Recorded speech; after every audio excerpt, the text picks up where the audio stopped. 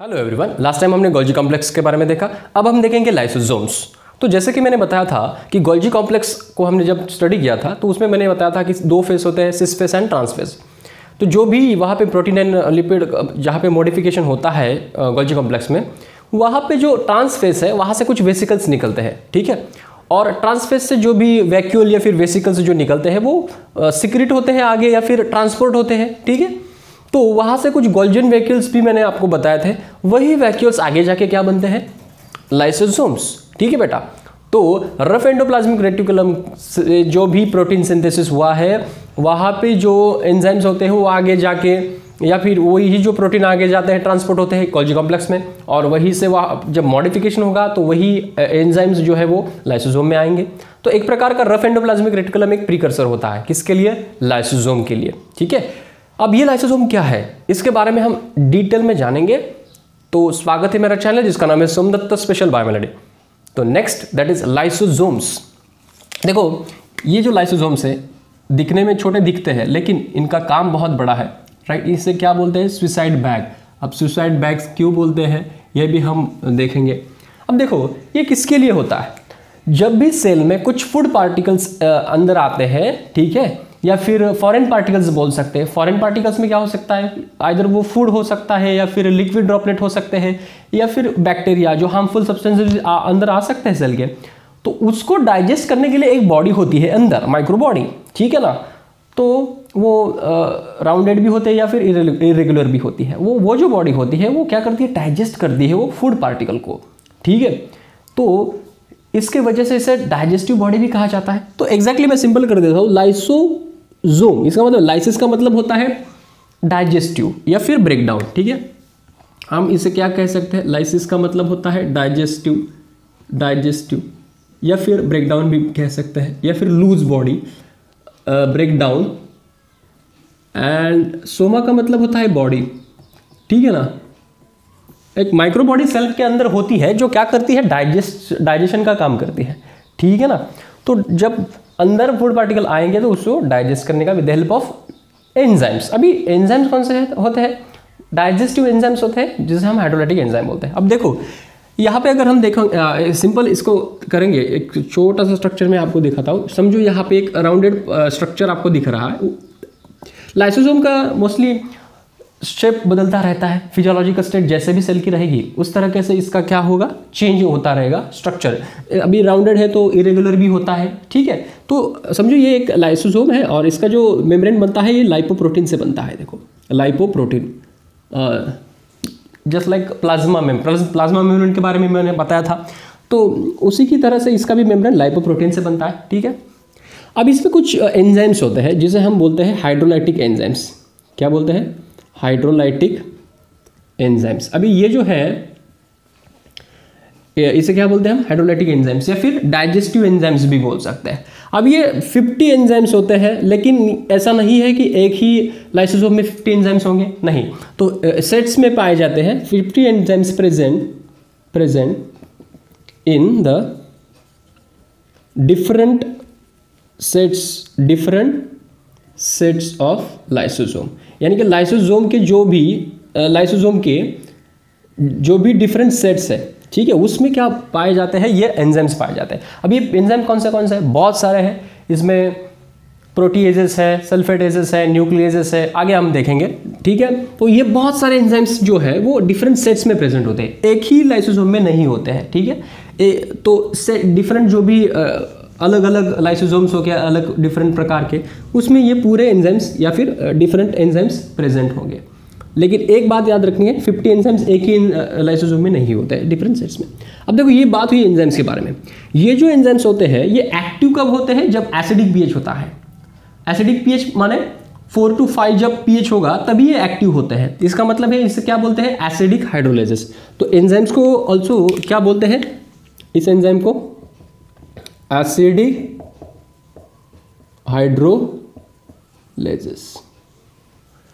Hydrolysis, right.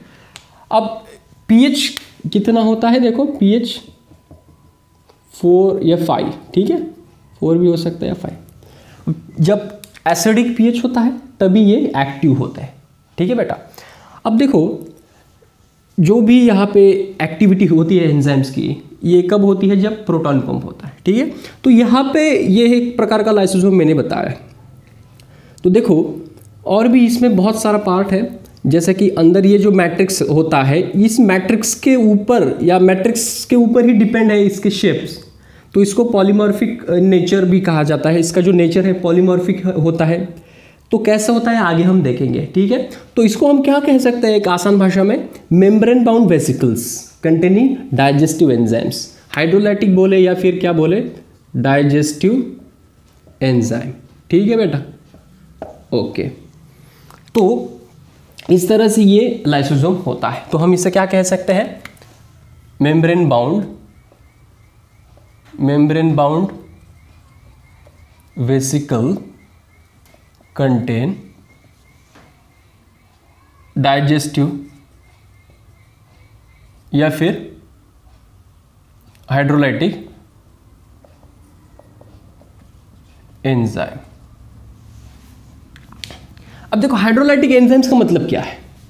इसका मतलब है जब एडिशन वाटर का एडिशन होता है तो क्या होता है? जो बॉन्ड होते हैं वो ब्रेक होते हैं।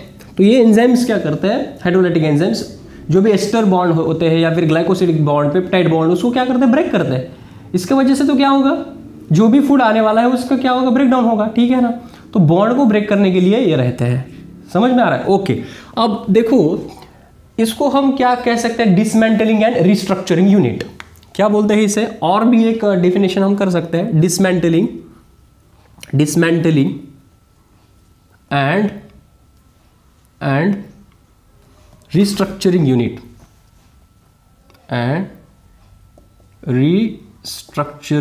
अभी इसका जो बिहेवियर होता है वो चेंज होता रहता है। इसका बिहेवियर, इसका मतलब है इसका शेप, ठीक है ना। तो एक जगह अगर राउंडेड होगा तो दूसरी जगह दूसरा होगा, ठीक है, कुछ इरेगुलर होगा। तो डिसमेंटलिंग है, ठीक है। अपने आप को रप्चर्ड भी करता है, तो डिसमेंटलिंग है ना, रप्चर्ड भी करता है। और जब सेल डेड होने लगती है या फिर सेल को इंजरी होने लगती है तो अपने आप को क्या करता है? रप्चर करता है, एंजाइम सीक्रेट होते हैं और फिर सेल को भी पूरे डाइजेस्ट कर देता। तो ये कुछ प्रकार इस प्रकार है। रिस्ट्रक्चरिंग इसका मतलब है जब कोई अगर फूड को वो क्या करेगा? एनगल्फ करेगा, तो इसका स्ट्रक्चर चेंज हो जाता है। तो इसके वजह से अगर ये उस फूड को डाइजेस्ट करेगा और जो भी पार्ट बचा है उसको छोड़ देगा तो इसका स्ट्रक्चर फिर से वही होगा। तो इसके मतलब है रिस्ट्रक्चरिंग। तो क्या बोलते हैं इसे? Dismantling and restructuring unit of cell, ठीक है, यूनिट ऑफ सेल। अभी देखो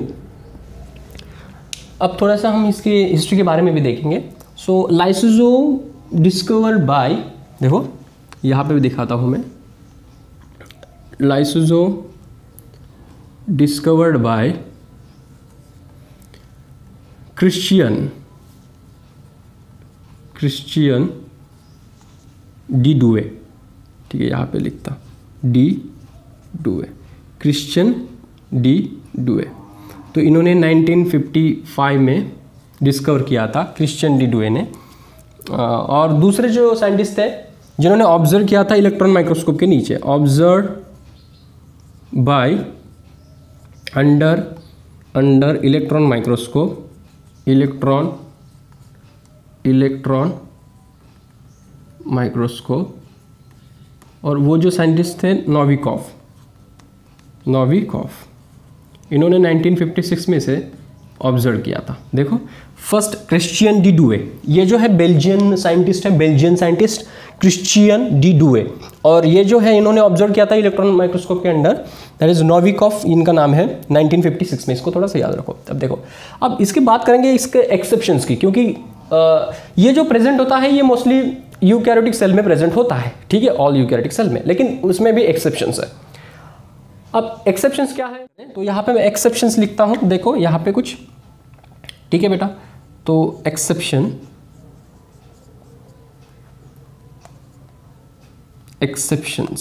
इसका मतलब है यहाँ पे वो क्या होता है? अब्सेंट होता है। तो अब्सेंट किस में होता है? देखो फंजाई है, तो फंजाई में न्यूरोस्पोरा है, ठीक है, उसके बाद ईस्ट है, ओके। अब ये हुई फंजाई की बात। प्रोटिस्ट में, प्रोटिस्ट देखोगे तो प्रोटिस्ट में यूग्लिना है, तो यूग्लिना में भी ये क्या होते हैं? एब्सेंट होते हैं, ठीक है बेटा। ऑर्गेनिजम्स की बात करते हैं तो इसमें जो है मैमिलियन आरबीसी, ठीक है, मैमिलियन आरबीसी, इसका मतलब red blood cells of human, right. और भी है, जैसे प्लांट की बात करें तो मेरिस्टेमेटिक सेल, ठीक है, मेरिस्टेमेटिक सेल। तो इस तरह से ये एक्सेप्शंस है, लोअर ऑर्गेनिजम्स और ये हायर के। तो इसमें एब्सेंट होता है लाइसोसोम्स। समझ में आ रहा है मैं क्या बोल रहा हूँ? ओके, ठीक है। तो इस प्रकार हमने कुछ हिस्ट्री एंड एक्सेप्शंस भी देखे और ये कुछ बेसिक स्ट्रक्चर लाइसोसोम्स का। समझ में आ रहा है? ओके। अब हम बात करते हैं टाइप्स की, ये कौन से टाइप्स इसमें होते हैं, ठीक है। ओके, ऑफ लाइसोसोम्स, ठीक है। तो इसको कैसे समझेंगे हम? एक स्ट्रक्चर से समझेंगे। देखो, समझो यहाँ पे एक सेल है, ओके। तो इस सेल में यहाँ पे समझो एक स्ट्रक्चर है जिसे हम बोलते हैं एंडोप्लाज्मिक रेटिकुलम, ठीक है बेटा। तो यहाँ से इस एंडोप्लाज्मिक रेटिकुलम से एक ऐसा ट्यूब्यूल भी फॉर्म हुआ है, ठीक है। तो इस ट्यूब्यूल को हम क्या बोलते हैं? इस ट्यूब्यूल को हम बोलते हैं स्मूथ एंडोप्लाज्मिक रेटिकुलम, ठीक है, कुछ इस प्रकार। अब देखो, ये जो एंडोप्लाज्मिक रेटिकुलम है ये कौन सा है? रफ एंडोप्लाज्मिक रेटिकुलम, क्योंकि इसके ऊपर समझो क्या है, यहाँ पे कुछ राइबोसोम्स है, ठीक है, ओके। तो ये है राइबोसोम्स, इसके ऊपर नहीं होते क्योंकि ये स्मूथ है। तो होता क्या है, देखो अच्छी तरीके से देखो इसको, right. This is what? Rough endoplasmic reticulum, smooth endoplasmic. अभी ये छोटा निकाला मैंने क्योंकि देखो अभी हमको क्या देखना है, लाइसोसोम देखना है। तो ये क्यों निकाला? क्योंकि यहाँ पे देखो, ये जो राइबोसोम्स होता है इसमें प्रोटीन सिंथेसिस होता है। इसका मतलब यहाँ पे ट्रांसलेशन होता है। जो भी राइबोसोम होता है प्रेजेंट, इसके लार्जेस्ट सब यूनिट्स जहाँ पे यहाँ पे होता है प्रेजेंट, तो उसके वजह से यहाँ पे क्या चल रहा होता है? Protein synthesis. इसका मतलब है ट्रांसलेशन, क्योंकि यहाँ पे जो भी प्रोटीन बनते हैं ये प्रोटीन वेसिकल्स के फॉर्म से क्या होते हैं? आगे आते हैं। आपको ये पता है, ठीक है। समझो यहाँ से ये वेसिकल से यहाँ पे आए, समझो ये भी एक स्मूथ एंडोप्लाज्मिक रेटिकुलम का यहाँ पे भी एक ट्यूब्यूल्स है। तो ये लिपिड ऐसे क्या होगा, लिपिड जो है ट्रांसपोर्ट या फिर प्रोटीन भी ट्रांसपोर्ट होता है। तो देखो होगा क्या, देखो अब यहाँ से ये जो बर्ड ऑफ हुए हैं वेसिकल्स, ये आगे जाएंगे गोल्जी एपरेटस के यहाँ। इसका मतलब है यहाँ पे क्या होगा? Golgi apparatus. देखो, ओके, तो इस प्रकार एक गोल्जी एपरेटस दिखाते हैं, राइट।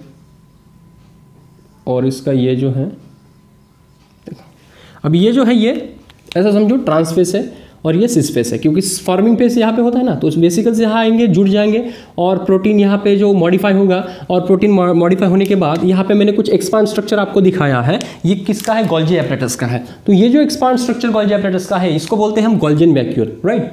तो ये जो गोल्जियन वैक्यूल होता है वो आगे जाके क्या बनता है? लाइसोसोम्स, ठीक है बेटा। अब देखो यहाँ पे एक चीज़ आपको बताना ज़रूरी है। देखो यहाँ पे जो एक्सपांड स्ट्रक्चर है इसको बोलते हैं गोल्जियन वैक्यूल, इसको याद रखो। समझो ये यहाँ से क्या हुआ? पिंच्ड ऑफ हुआ। पिंच्ड ऑफ इसका मतलब है इसको इसने छोड़ दिया गोल्जी कॉम्प्लेक्स को और फर्दर उसके फंक्शंस के लिए। तो ये जो पार्ट है इसे बोलेंगे हम लाइसोसोम। क्या बोलेंगे?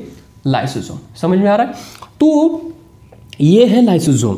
अब इसमें जो एंजाइम्स होते हैं वो इनएक्टिव फॉर्म में है। अब ये एंजाइम्स आए कहाँ से? ये एंजाइम्स आए इस रफ एंडोप्लाज्मिक रेटिकुलम से, क्योंकि ये प्रीकर्सर है लाइसोसोम के लिए, क्योंकि प्रोटीन यहाँ पे सिंथेसिस होता है। समझ में आ रहा है? ओके। तो देखो ये लाइसोसोम जो है इसे हम कहते हैं प्राइमरी लाइसोसोम। इसे क्या कहेंगे हम बेटा? Primary lysosome.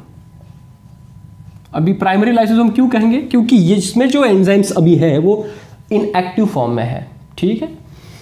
अब ये जो है ये एंजाइम्स अभी एक्टिव नहीं होंगे क्योंकि कोई भी पार्टिकल अब तक सेल के अंदर आया नहीं है, ठीक है। तो इसको हम क्या बोलेंगे? Primary lysosome contain digestive enzymes in inactive form, in the inactive form, ऐसे भी बोल सकते हैं, ठीक है। तो ये क्या है? इसमें क्या है? lysosome contain, this lysosome contain acid hydrolases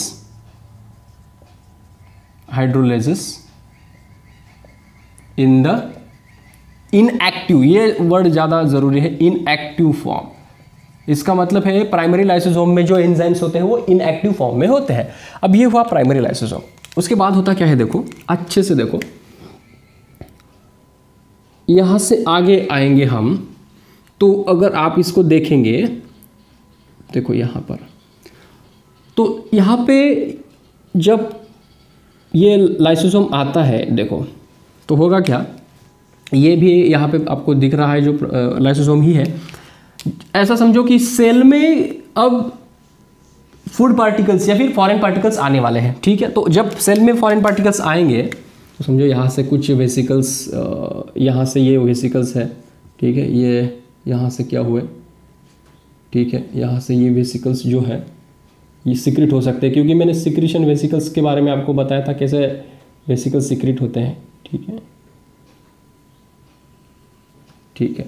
तो ये भी वेसिकल्स यहाँ से बाहर आ सकते हैं, इसको बोलते हैं हम सिक्रीशन, ओके, सिक्रीशन, ओके, ये हुआ। अब देखो समझो बाहर से कुछ पार्टिकल्स, फॉरेन पार्टिकल्स अंदर आ रहा है, इसका मतलब देखो यहाँ से अब ये लिक्विड ड्रॉपलेट भी आ सकता है या फिर फ्लूइड पार्टिकल्स भी या फिर सॉलिड पार्टिकल्स भी आ सकता है, ठीक है। तो समझो यहाँ पे ये है लिक्विड, क्या है ये, लिक्विड या फिर इसे फ्लूइड ड्रॉपलेट भी कह सकते हैं हम, ठीक है, फ्लूइड ड्रॉपलेट, ठीक है। अब ये फ्लूइड ड्रॉपलेट जो है ये आता है, इसका मतलब सेल इसको इंजेस्ट करती है। अब इंजेक्शन ऑफ फ्लूइड ड्रॉपलेट्स या फिर लिक्विड ड्रॉपलेट्स, इसका मतलब होता है पिनोसाइटोसिस। तो ये क्या है, पिनोसाइटोसिस, इसका मतलब है इंजेक्शन ऑफ लिक्विड मटेरियल या फिर फ्लूइड ड्रॉपलेट, ठीक है बेटा।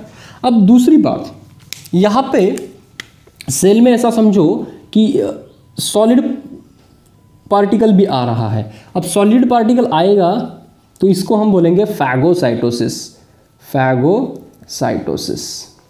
अब फैगोसाइटोसिस मीन्स सॉलिड पार्टिकल या फिर इसे फूड पार्टिकल भी कहें, ठीक है। तो क्या हो सकता है, ये फूड पार्टिकल हो सकता है, ठीक है।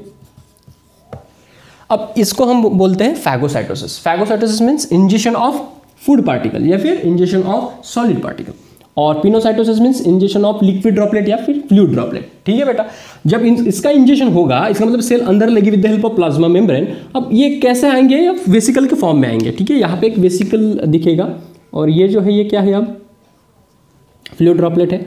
और यहाँ पे जो होगा ये होगा, अभी ये जो होगा ये थोड़ा सा लार्ज दिखाएंगे हम, क्योंकि ये फूड पार्टिकल है, ठीक है। तो समझो ये है फूड पार्टिकल और ये लिक्विड। तो इसमें से ये जो प्राइमरी लाइसोसोम समझो यहाँ से यहाँ आया, जब ये प्राइमरी लाइसोसोम इसके कांटेक्ट में जाता है, ये इसके कांटेक्ट में भी जा सकता है या फिर इसके भी, ठीक है। तो होगा क्या, जब यहाँ से ये भी आ सकता है लिक्विड ड्रॉपलेट या फिर फूड ड्रॉपलेट भी आ सकता है। समझो यहाँ पे क्या हुआ, कांटेक्ट में आने के बाद ये बाइंड हुआ है, ठीक है ना। तो फूड पार्टिकल समझो बाइंड हुआ यहाँ पे, तो क्या हो सकता है, आइदर ये भी बाइंड हो सकता है या फिर ये भी बाइंड हो सकता है, ठीक है। तो यहाँ पे बाइंड होने के बाद, कांटेक्ट होने के बाद ये इसको एनगल्फ करेगा प्राइमरी लाइसोसोम। तो जब इसको एनगल्फ करेगा तो ये स्ट्रक्चर हमें कैसा दिखेगा, देखो कुछ इस तरह से दिखेगा। देखो यहाँ पे मैंने आपको दिखाया, ठीक है। तो इस तरह से दिखाता हूँ मैं यहाँ पे, ठीक है। थोड़ा सा स्ट्रक्चर बढ़ेगा। समझो इसने दोनों भी एनगल्फ किए, अभी दोनों एनगल्फ करने के बाद ये क्या करेगा, डाइजेस्ट करेगा उसको, ठीक है। क्या करेगा, डाइजेस्ट करेगा। जब एनगल्फ करने के बाद उसने समझो फूड पार्टिकल और लिक्विड ड्रॉपलेट को क्या किया, डाइजेस्ट किया। तो डाइजेस्ट करने के बाद इसका स्ट्रक्चर चेंज हो गया। तो ये जो है एग्जैक्टली क्या है, ये सेकेंडरी लाइसोसोम। तो अब इसमें इसको क्या कहेंगे हम, सेकेंडरी लाइसोसोम। अभी सेकेंडरी लाइसोसोम क्यों कहेंगे, क्योंकि अब इसके जो एंजाइम्स है वो एक्टिव हो गया है, ठीक है ना, एक्टिव हो गया क्योंकि जब ये कांटेक्ट में आ गया किसके, फूड पार्टिकल के। तो अब इसको क्या कहेंगे हम, सेकेंडरी लाइसोसोम, ठीक है बेटा। तो ये एग्जैक्टली क्या है, द फ्यूजन ऑफ, तो सेकेंडरी लाइसोसोम इसको हम क्या बोलते हैं, also this is also called heterophagosome, heterophagosome. अब ये फैगोसोम का मतलब हेटेरोफैगोसोम क्यों है, क्योंकि ये बाहर के आने वाले पार्टिकल्स को एनगल्फ कर रहा है या फिर उसके साथ फ्यूज हो रहा है। अब ये जो पार्ट है ना, इसे हम फैगोसोम भी बोलते हैं। फूड पार्टिकल जो अंदर आ रहा है इसे फैगोसोम बोल सकते हैं या फिर फूड वैक्यूल भी बोल सकते हैं। इसको हम बोलते हैं पिनोसोम, इसको हम बोलते हैं पिनोसोम, ठीक है बेटा। इसको अच्छे से देखो, दिस इज व्हाट, पिनोसोम, ठीक है। दिस इज व्हाट पिनोसोम, और ये क्या है फैगोसोम। इसे फूड वैक्यूल भी कह सकते हैं, फूड वैक्यूल भी। देखो तो सेकेंडरी लाइसोसोम एक प्रकार का हेट्रोफैगोसोम भी बोलते हैं, या फिर इसे दोनों को भी हम हेट्रोफैगोसोम बोल सकते हैं, क्योंकि ये बाहर के जो पार्टिकल्स आते हैं उसको क्या करते हैं, डाइजेस्ट करते हैं या फिर उसके साथ फ्यूज होते हैं। तो what is exactly the secondary lysosome? Fusion of primary lysosome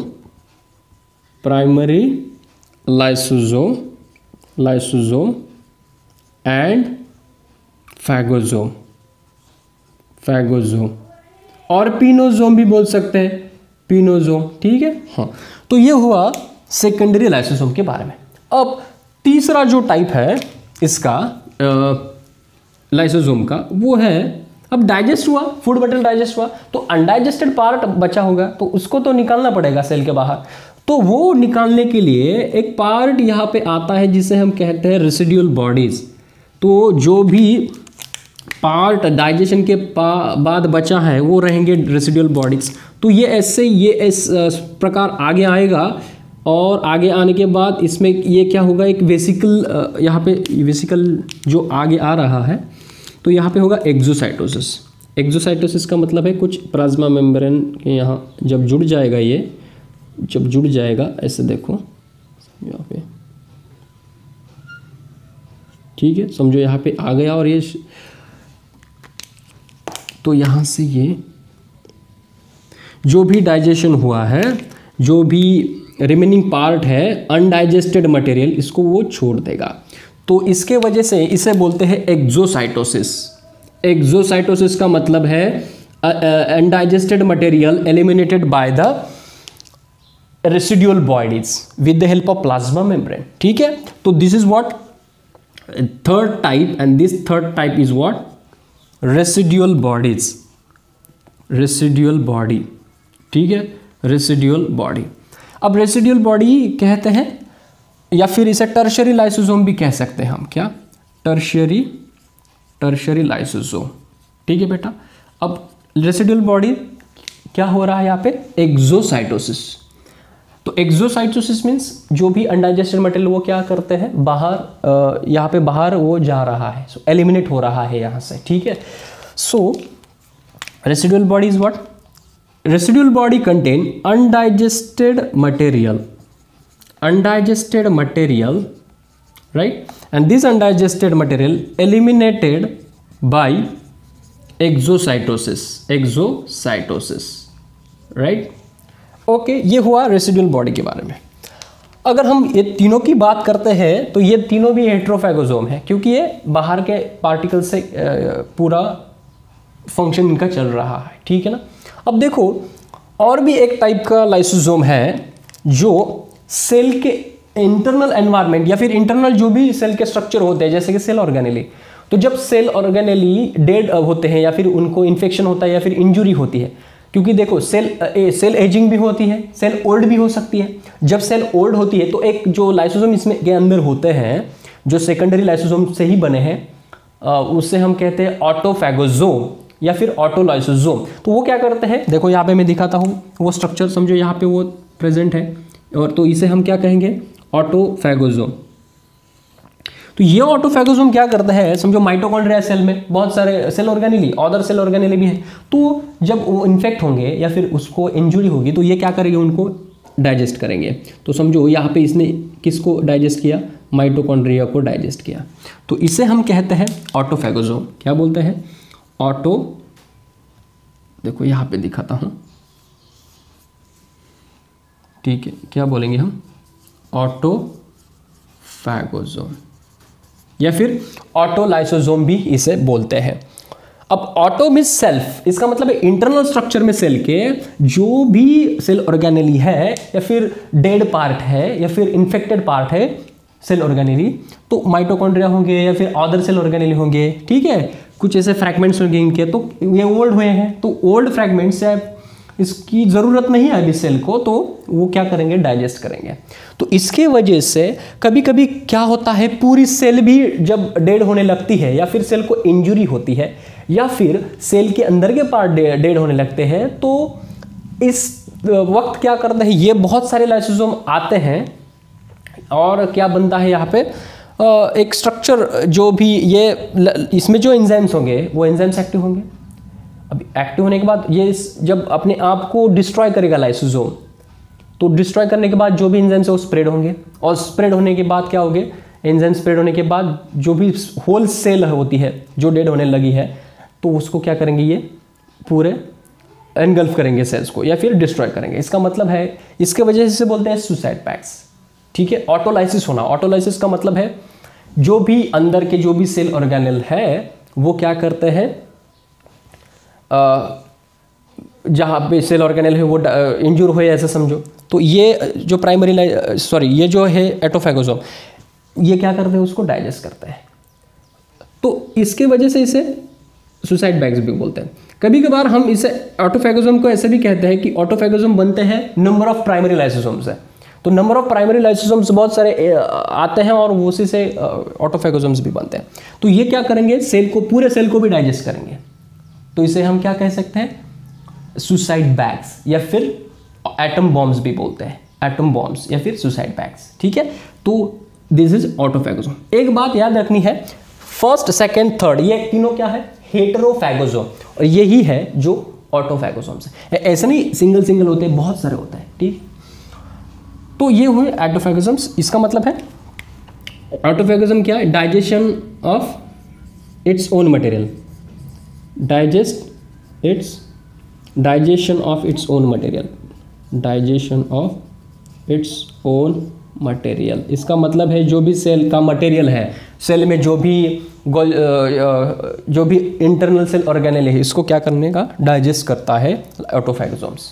okay बेटा, तो अब तक हमने क्या देखा, ये 3 टाइप्स देखे। देखो यहाँ से हम स्टार्ट किया था हमने, राइबोसोम, यहाँ पे प्रोटीन सिंथेसिस होता है किसके लिए, ये जो एंजाइम्स इसमें इनएक्टिव एंजाइम्स है ये कहाँ से आए, यहाँ से ही आए, क्योंकि ये क्या है, प्रीकर्सर है।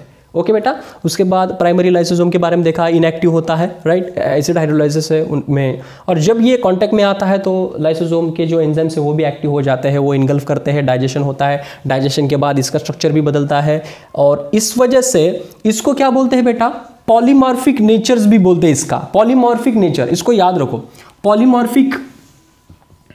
पॉलीमॉर्फिक इसका मतलब है more than one morphological form. इसका मतलब है बहुत सारे फॉर्म दिख रहे हैं आपको, एक ये है, दूसरा है, तीसरा, फोर्थ एंड फिफ्थ। इसका मतलब बहुत सारे फॉर्म, ये शेप इसको आ रहा है, इसका मतलब है polymorphic in nature. So lysosome also polymorphic in nature, इसको भी आपको याद रखना है बेटा। ठीक है, तो इस तरह से देखा। उसके बाद थर्ड हमने देखा, रेसिडुअल बॉडी, अनडाइजेस्टेड मेटल क्या होता है, एलिमिनेट होता है। ठीक है, और फोर्थ जो होता है वो अंदर के जो भी सेल ऑर्गेनेली है, समझो सेल डेड होने लग रही है, तो ये क्या करेगा, उस सेल ऑर्गेनेली को डाइजेस्ट करेगा पूरे तरीके से, और सेल अगर पूरी ओल्ड होती है तो उसको भी क्या करेगा, वो होल सेल को डाइजेस्ट करेगा। उसी को हम बोलते हैं सुसाइड बैग्स। ठीक है, इस ऑटोफेगोसोम्स को। अब इस तरह से हमने लाइसोसोम के बारे में देखा।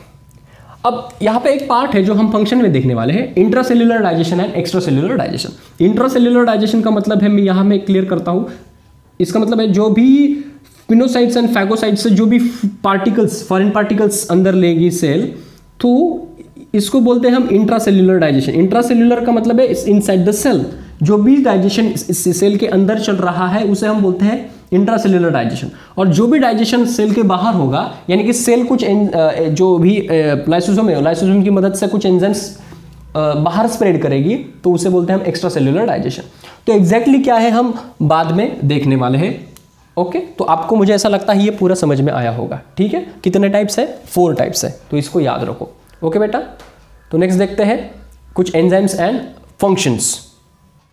Next, enzymes in lysosomes. Okay, तो first enzyme that is proteases, second peptidases, third फॉस्फेटेजेस,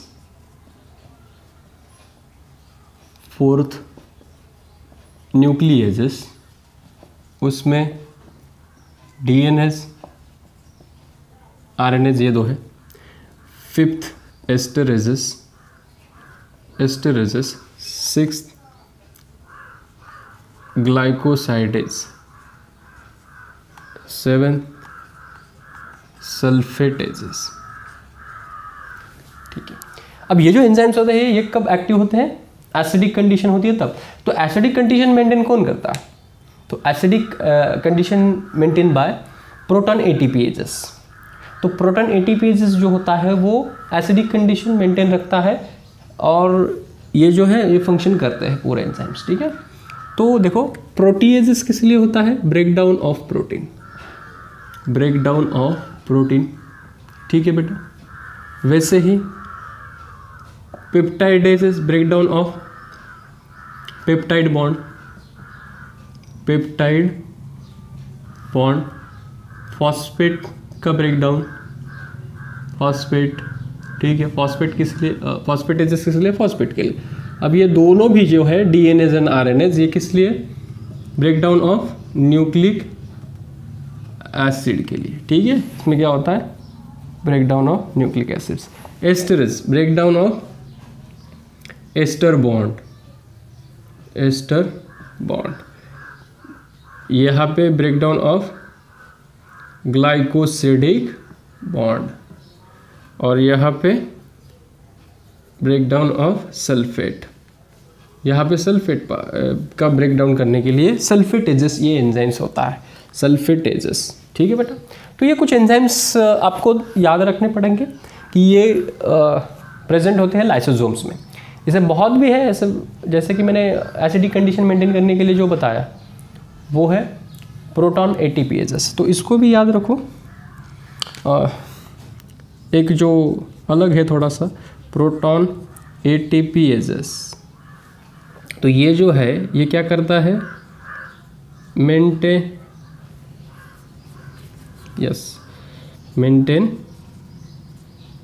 acidic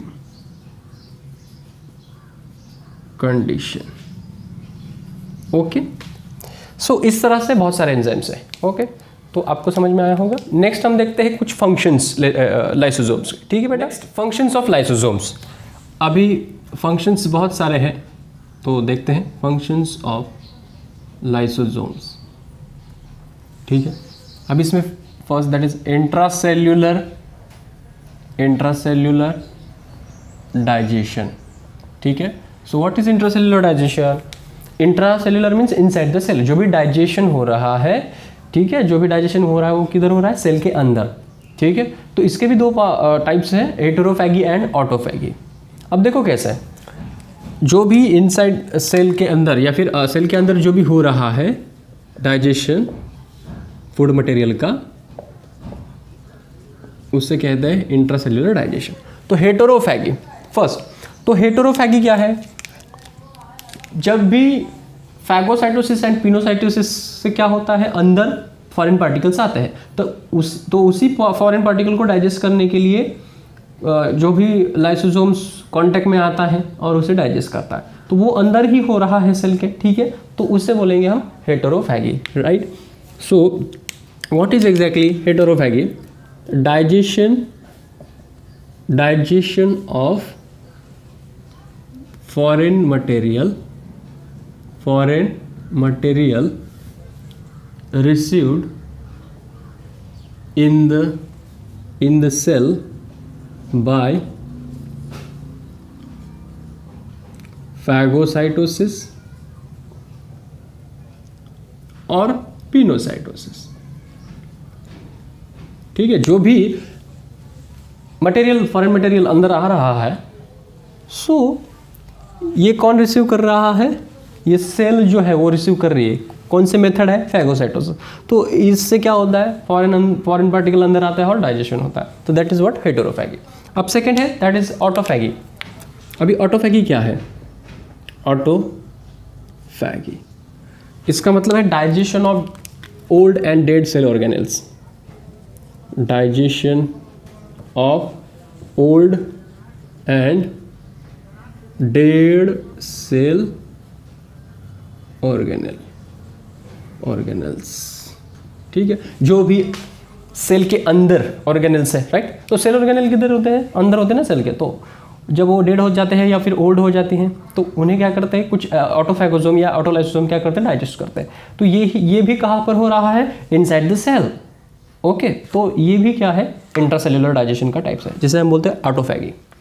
तो इसमें जो भी लाइसोसोम होता है वो कौन सा होता है, ऑटोफैगोसोम्स या फिर ऑटोलाइसोसोम्स, जो मैंने आपको पहले भी बताया था। ठीक है, तो इस तरह से इंट्रासेल्युलर डाइजेशन होता है। अब second, extra cellular digestion, right. तो एक्स्ट्रा सेल्युलर डाइजेशन क्या है, एक्स्ट्रा सेल्युलर डाइजेशन इसका मतलब है आउटसाइड द सेल। ठीक है, तो आउटसाइड द सेल का मतलब जो भी डाइजेशन हो रहा है वो कहाँ हो रहा है, सेल के बाहर हो रहा है। तो इसका एग्जांपल हम ले सकते हैं, बहुत सारे एग्जांपल्स हैं।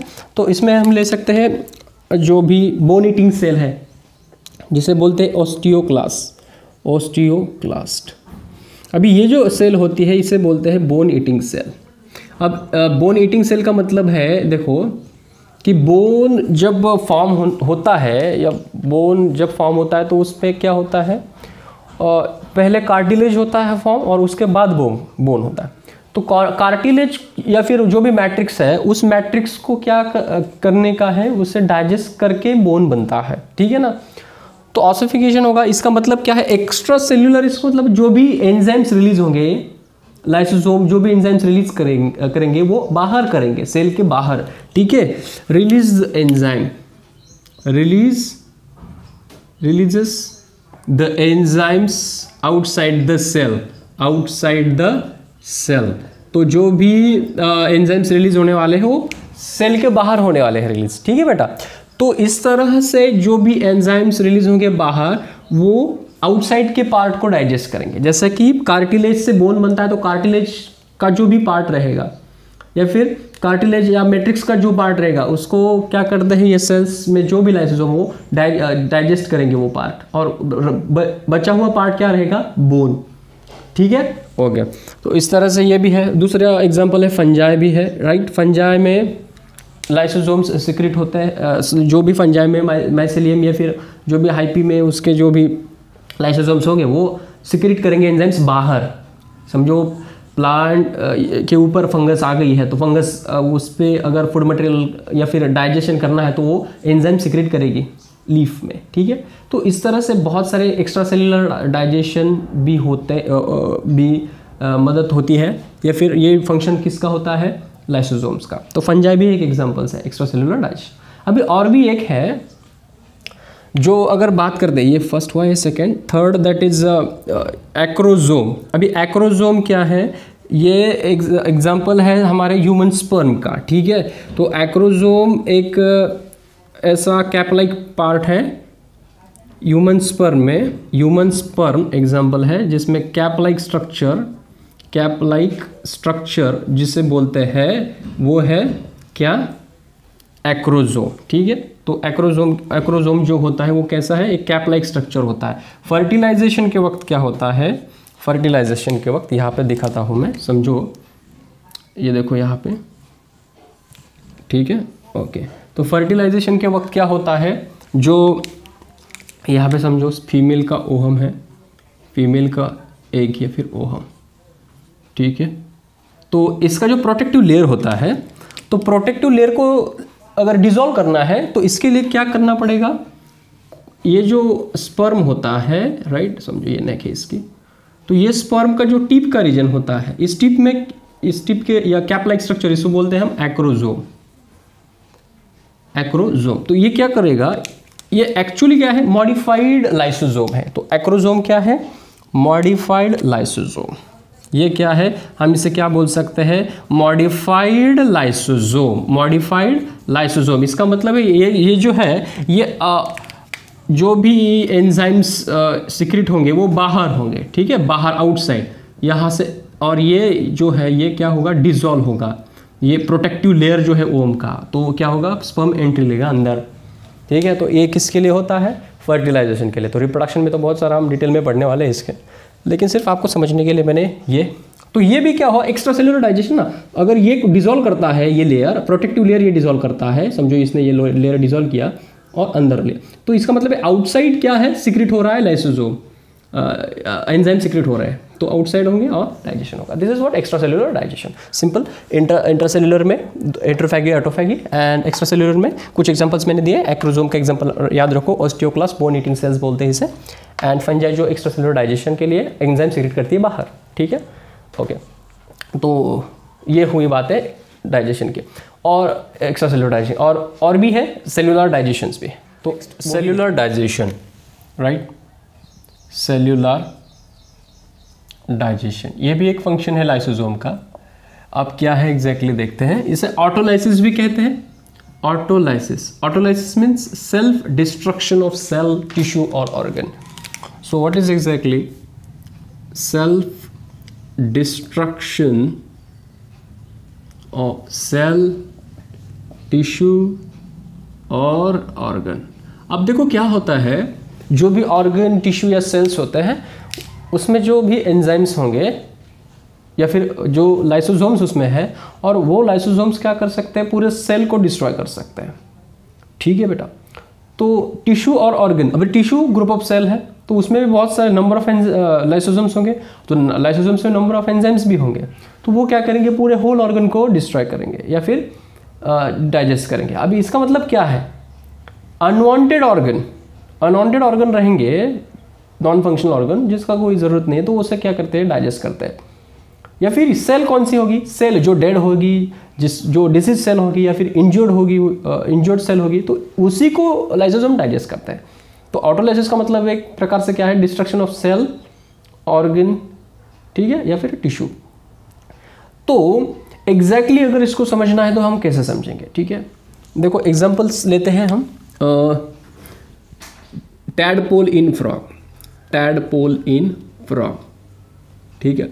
अगर हम फ्रॉग की बात करते हैं तो फ्रॉग में होता है मेटामॉर्फोसिस। मेटामॉर्फोसिस का मतलब होता है जो भी चेंजेस होते हैं from immature form to mature, morphological changes. इसका मतलब है पहले अगर आप फ्रॉग को देखोगे तो फ्रॉग पहले कुछ इस प्रकार होता है, जो इमैच्योर फ्रॉग होता है तो उसको टेल होती है कुछ इस प्रकार, ठीक है ना, टेल होती है कुछ इस प्रकार। और ये समझो ये क्या है, टैडपोल ऑफ फ्रॉग, ठीक है। तो ये है टेल इसकी। और कुछ दिनों बाद जब भी अब फ्रॉग को देखोगे तो ट्रांसफॉर्मेशन होता है, तो transformation from immature to mature. तो मैच्योर फॉर्म में आपको कैसा दिखेगा फ्रॉग, कुछ इस तरह से, ठीक है, कुछ इस तरह से दिखेगा, ठीक है। समझो ये क्या है, फ्रॉग है,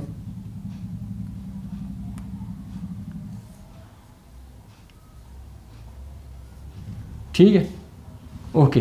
तो यहां पे आपको फ्रॉग को टेल दिख रही है क्या, नहीं, तो टेल गई, इसका मतलब है इसका डिस्ट्रक्शन हुआ टेल का, और किसने किया होगा, लाइसोसोम्स ने, ठीक है। तो ये इसे बोलते हैं एक प्रकार का क्या है, ये मेटामॉर्फोसिस। जो भी पहला फ्रॉग था एक इमैच्योर फॉर्म, बर्थ के बाद इमैच्योर फॉर्म जिसमें टेल थी, लेकिन उसके बाद टेल नहीं है, समझ में आ रहा है। सो ये मैच्योर फ्रॉग है, इसमें आपको टेल नहीं दिखेगी। तो इस तरह से ये होता है मेटामॉर्फोसिस। तो इसमें क्या हुआ, एक ऑर्गन जो टेल था वही क्या हुआ, डिस्ट्रॉय हुआ, तो इसे बोलते हैं हम ऑटोलाइसिस। तो ये क्या है, पूरे ऑर्गन को डिस्ट्रॉय करना। कौन करते हैं, लाइसोसोम्स ही करते हैं, ठीक है। ऐसे बहुत सारे एग्जाम्पल्स हैं। अब इसको आपको समझ में आया होगा कि सेल्यूलर डाइजेशन क्या होता है। अब इस सेल्यूलर डाइजेशन में हमने देखा कि सेल को, अभी सेल क्या, सेल जो भी इंज्योर्ड सेल है, मैंने पहले भी बताया था, तो उसे पूरे होल को, सेल को डाइजेस्ट करना, ठीक है। तो उसे भी हम कहते हैं, जैसे सुसाइड बैग्स क्यों कहते हैं, क्योंकि पूरे सेल को डाइजेस्ट कर लेता है। तो सेल को डाइजेस्ट कर ले सकता है, तो समझो कुछ ग्रुप ऑफ सेल्स है उसे भी डाइजेस्ट करेगा, क्योंकि ग्रुप ऑफ सेल्स में बहुत सारे लाइसोसोम्स भी होंगे, ठीक है। तो इस तरह से लाइसोसोम्स के बहुत सारे फंक्शंस है। तो अगर और भी फंक्शंस की बात करें तो बहुत सारे हैं। इसमें थायरॉक्सिन भी प्रोड्यूस करने के लिए ये मदद करते हैं। अब ये जो है ना, ये मेटामॉर्फोसिस जो हो रहा है, ये एक यहाँ पे जो एंजाइम्स है वो है कैथेप्सिन। कैथेप्सिन ये एक प्रोटीएजेस है, प्रोटीएजेस का ही पार्ट है, या फिर प्रोटीएजेस एंजाइम्स। तो कैथेप्सिन की वजह से ये होता है, ठीक है। तो देखो इस तरह से समझ में आ रहा है। तो लाइसोसोम, मुझे ऐसा लगता है आपको लाइसोसोम की पूरे जानकारी यहाँ पे मिली होगी, यहाँ पे अंडरस्टैंड हुआ होगा, ठीक है ना। जो लाइसोसोम एग्जैक्टली क्या करता है, रहता है छोटा लेकिन काम उसका बहुत बड़ा है, ठीक है। तो इस तरह से बहुत सारे फंक्शंस है, आपको समझ में आया होगा लाइसोसोम्स। इससे भी ज़्यादा और भी फंक्शंस है, जैसे कि कुछ जेनेटिक चेंजेस, हार्मफुल फंक्शन है वो, जेनेटिक चेंजेस आ सकते हैं जब डीएनएज एंड आरएनएज सीक्रेट होंगे, तो वहाँ पे भी कुछ क्रोमोसोमल एबनॉर्मेलिटीज़ आती है कभी कभार, और भी दूसरी तरीके से हो सकता है। और भी एक फंक्शन दैट एक कार्सिनोजेनेसिस होता है। कार्सिनोजेनेसिस मीन्स ये जो लाइसोसोम्स है ये जो कार्सिनोजेंस होते हैं, कार्सिनोजेंस इसका मतलब है जो भी कैंसर कॉजिंग रहते हैं उस पर्टिकुलर सब्सटेंसेस को या फिर कार्सिनोजेन को रिमूव करना, ठीक है, या फिर डाइजेस्ट करना, ठीक है। तो इस तरह से वो भी एक फंक्शन है कार्सिनोजेनेसिस। तो एग्जैक्टली क्या है कि ये जो लाइसोसोम्स होता है एक प्रकार की डाइजेस्टिव बॉडी है, सब अंदर जो भी सेल क्या आएगा उसको डाइजेस्ट करेगा, बाहर को भी डाइजेस्ट करेगा और डेड सेल को भी डाइजेस्ट करेगा, सुसाइड बैग इसकी वजह से कहते हैं। तो इस तरह से आपने लाइसोसोम को समझा, ठीक है बेटा। एक याद रखने का है, ये कभी भी डिस्ट्रॉय नहीं होता। डिस्ट्रॉय कब होता है, जब सेल को इंजुरी होती है या फिर डिसीज सेल बनती है, वो ओल्ड सेल बनती है, तो अपने आप को डिस्ट्रॉय करता है और एंजाइम सीक्रेट करता है। तो इस तरह से हमने लाइसोसोम के बारे में देखा, ठीक है। तो नेक्स्ट हम बात करेंगे वैक्यूल की। तो तब तक के लिए धन्यवाद।